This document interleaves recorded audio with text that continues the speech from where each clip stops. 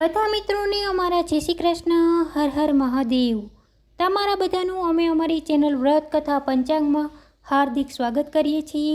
આજ આપણે આ વિડીયોમાં દશા માતાજીની વ્રત કથા સાંભળશું।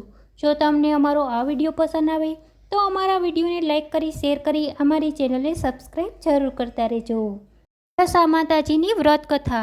આ વ્રત અષાઢ વદ અમાસના દિવસે લેવાય છે। વ્રત કરનાર સવારે વહેલા ઉઠી સ્નાન કરીને વાર્તા સાંભળે છે અને 10 દિવસ સુધી ઉપવાસ કરે છે અથવા એકટાણા કરે છે। માટીની સાંઠળી બનાવી તેનું પૂજન કરે છે। 10મા દિવસે આ સાંઠળીને જળમાં પધરાવી દેવામાં આવે છે। આ વ્રત 5 વર્ષ સુધી કરવાનું હોય છે અને પછી તેનું ઉજવણું કરવાનું હોય છે। ઉજવણામાં ચાંદીની સાંઠળી ખડાવીને સુપાત્ર બ્રાહ્મણને દાન આપવામાં આવે છે। દશામાની વ્રત કથા આ પ્રમાણે છે। અષાઢ મહિનો આવ્યો, દિવાસાનો દિવસ આવ્યો। ગામની સ્ત્રીઓ આ વ્રત કરવા માટે નદીએ નાહવા ગઈ। નદીને કાંઠે રાજાનો મહેલ હતો। રાણીએ આ જોયું અને દાસીને પૂછ્યું, આ બધી સ્ત્રીઓ શેનું વ્રત કરે છે? ત્યારે દાસી બોલી, રાણીબા, આ બધી સ્ત્રીઓ દશામાનું વ્રત કરે છે અને 10 સૂતરના તાતણા લે છે, તેને 10 ગાંઠો વાળે છે અને પછી દોરાને કંકુ લગાડે છે। આ વ્રત કરવાથી શું લાભ થાય છે? તેમ રાણીએ પૂછ્યું। ત્યારે દાસીએ કહ્યું, આ વ્રત કરવાથી નિર્ધનને ધન મળે, સંતાન સુખ મળે। આ સાંભળી રાણીએ તો વ્રત કરવાનો વિચાર કર્યો અને તેમણે રાજાને પૂછ્યું, પરંતુ રાજાએ ના પાડી, કારણ કે એમને કોઈ ખોટ ન હતી। રાજાના અભિમાનભર્યા શબ્દો સાંભળી રાણી રિસાઈને સૂઈ ગઈ। એ જ દિવસે રાત્રે દશામાં ગામમાં ફરવા નીકળ્યા। આખી રાત આખા નગરમાં ફરી વળ્યા। વહેલી સવારે આખા નગરમાં અંધાધૂંધી ફેલાઈ ગઈ। દ્વાર ખાલી થઈ ગયા, કોઠાર ખાલી થઈ ગયા। રાજાની પ્રજા પણ ચીથરે હાલ થઈ ગઈ। રાજા રાણી તો પગે ચાલી નીકળ્યા। ચાલતા ચાલતા ગામની પાદર આવેલ રાજના બગીચામાં બેઠા, પણ એક રાતમાં તો આખો બગીચો સુકાઈને ઝાખરું જેવું બની ગયું। રાજા રાણી ત્યાંથી પણ ચાલી નીકળ્યા। ની સાથે 2 કુંવરો પણ હતા। ચાલતા ચાલતા તેઓ રાણીની બહેનપણીના ઘરે આવ્યા। ત્યારે બંને રાજકુમારોને ખૂબ ભૂખ લાગી। રાણીએ બહેનપણી પાસે ખાવાનું માંગ્યું એટલે તેણે ખીજાઈને કહ્યું, જા ભિખારણ, તને ખાવાનું માંગતા શરમ નથી આવતી? આ બહેન સાંભળી તેઓ આગળ વધ્યા।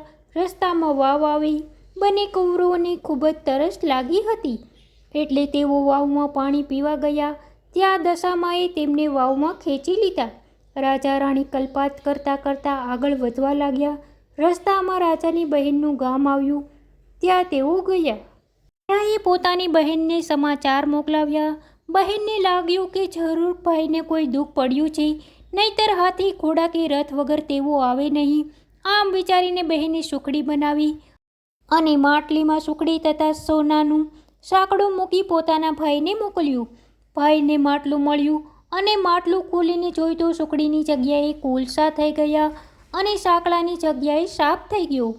આ જોઈને ભાઈને લાગ્યું કે મારી બહેન તો આવું મોકલે જ નહીં, જરૂર આપણી આ દશા ફરી છે। રાજાએ એક ચીપડું લીધું। ચીપડું લઈને તેઓ ચાલતા ચાલતા જતા હતા ત્યાં નગરના સિપાહીઓ આવી ચડ્યા। તેઓએ રાજાના ખોવાયેલા કુંવરને શોધતા હતા। આ ચીપડાની સામે નજર પડતા જ ચીપડું રાજકુંવરનું માથું બની ગયું।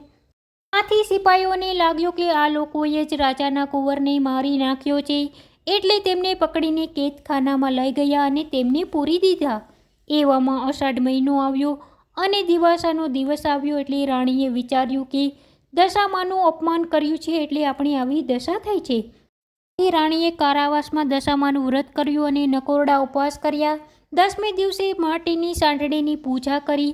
આથી એ નગરના રાજાના સ્વપ્નમાં દશામાએ આવીને કહ્યું કે આ રાજા રાણીને વગર વાંકે કારાવાસમાં પૂર્યા છે તો છોડી મૂકજે। તારો કુંવર સવારે ઘરે પાછો આવી જશે।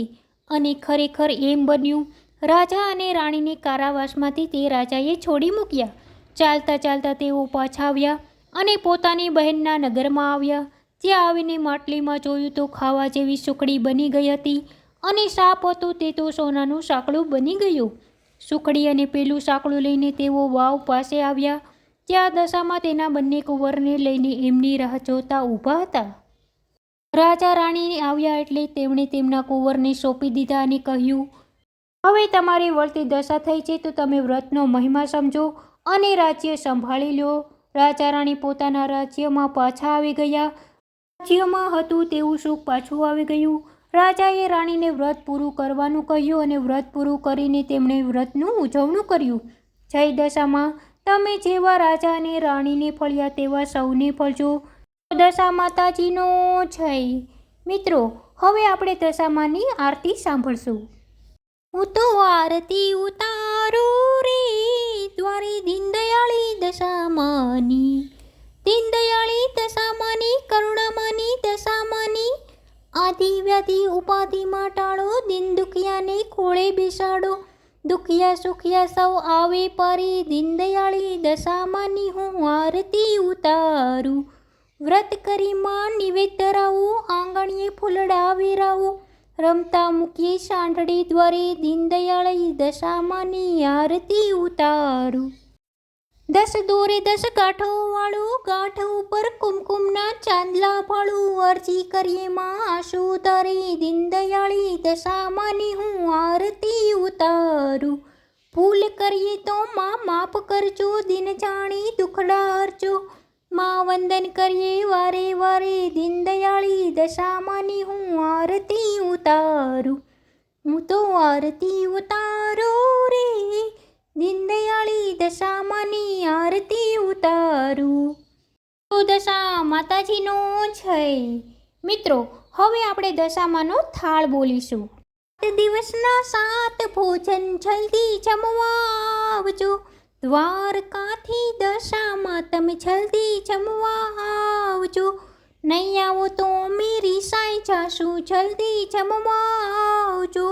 સોમવારે શક્કરપારા જલ્દી જમવા આવજો.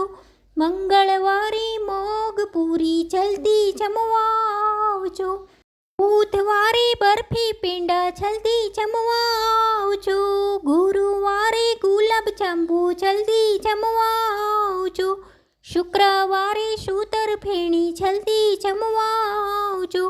શનિવારે શ્રીખંડ પૂરી જલ્દી જમવા આવજો. રવિવારે રસ પૂરી જલ્દી જમવા આવજો. નહીં આવો તો અમે રીસાઈ જાશું, જલ્દી જમવા આવજો. 7 દિવસના 7 ભોજન જલ્દી જમવા આવજો. દ્વારકાથી દશામાં તમે જલ્દી જમવા આવજો. બોલો દશા માતાજીનું જય. બોલો કૃષ્ણ ભગવાનનું જય. બોલો લક્ષ્મી નારાયણજીનું જય. બોલો શંકર પાર્વતીજીનું જય. બોલો કુળદેવી માતનું જય. બોલો નવદુર્ગા માતનું જય. મિત્રો, તમને જો અમારા વિડીયો પસંદ આવતા હોય તો અમારા નવા વિડીયો જોવા માટે અમારી ચેનલને સબસ્ક્રાઈબ જરૂર કરી દેજો. તમને બધાને જય દશામાં, જય શ્રી કૃષ્ણ, હર હર મહાદેવ.